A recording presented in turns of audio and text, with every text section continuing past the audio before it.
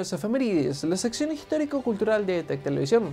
El día de hoy presentamos el 2 de noviembre, pero no de hoy sino del año 1789 en contexto de la Francia revolucionaria, ya que es en un día como hoy cuando la Asamblea Constituyente francesa aprueba la confiscación de todos los bienes de la Iglesia Católica.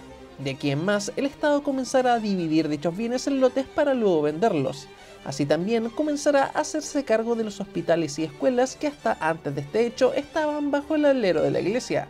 Para entender el porqué de este menoscabo hacia la Iglesia, hay que conocer la situación previa a la Revolución Francesa, cuando el rey Luis XVI convoca a los Estados Generales para en conjunto con ellos hallar una solución a la crisis económica que por aquel momento aquejaba a Francia.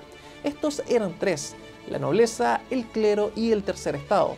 El tercer estado estaba compuesto por burgueses y representantes de los campesinos, de los artesanos y otros gremios. Si bien este último tenía muchas reformas hacia el Estado, estas reformas nunca fueron escuchadas ni por la nobleza ni por el clero, los cuales aunados vetaban todo lo que decía el tercer estado, el cual finalmente se aburrió y comenzó la Revolución Francesa, no solamente contra los nobles, sino también contra el clero que siempre apoyó a los nobles. Avanzamos desde entonces hasta el año 1879 en el Perú, ya que es también en un día como hoy cuando tropas chilenas llevan a cabo el desembarco de Pisagua, también conocido como el combate de Pisagua, registrado en la historia como el primer desembarco anfibio bélico del mundo. En él, tropas chilenas bajadas desde naves de transporte protegidas por sus barcos de guerra que bombardeaban los puertos de Pisagua se enfrentaron a las tropas aliadas de Perú y Bolivia en contexto de la Guerra del Salitre o Guerra del Pacífico, obteniendo la victoria y asegurando la ocupación de Pisagua y el desembarco posterior del grueso de las fuerzas chilenas en la zona. Esta batalla es importante por varias razones. Número 1, permitió llevar el combate a territorio enemigo. Número 2, permitió dividir las tropas peruanas y bolivianas que venían desde puntos distintos y se encontraban en Pisagua. Número 3, permitió a los chilenos tomarse un tren y así también una fuente de agua dulce para abastecer a sus tropas.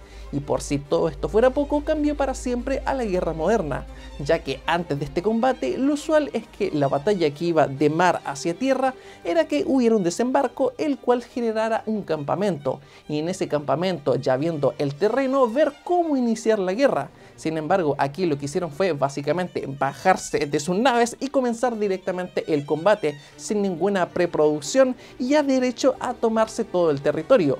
Avanzamos desde entonces hasta el año 1906 en Rusia, ya que es también en un día como hoy cuando León Trotsky junto a otros revoltosos de la época fueron deportados de por vida a Siberia por orden del zar Nicolás II. Allí se dedicó a leer a Marx y Engels y escribir crítica literaria. Sería también en el exilio donde leería la obra de Lenin, que hacer. Fascinado con esta, decidió tratar de unirse a Lenin en su exilio europeo, huyendo así de Siberia. Cabe preguntarse qué hubiese ocurrido si en un día como hoy León Trotsky no hubiese sido condenado a exilio sino a muerte, o qué hubiese pasado si este nunca hubiese huido de su exilio en Siberia. Lo cierto es que el mundo que conocemos habría cambiado en gran medida, ya que Trotsky no fue solamente el brazo derecho de Lenin, fue también una de las principales mentes detrás de la Revolución de Octubre que llevó a los bolcheviques al poder. Fue también él quien firmó la paz con los alemanes sacando a Rusia de la Primera Guerra Mundial.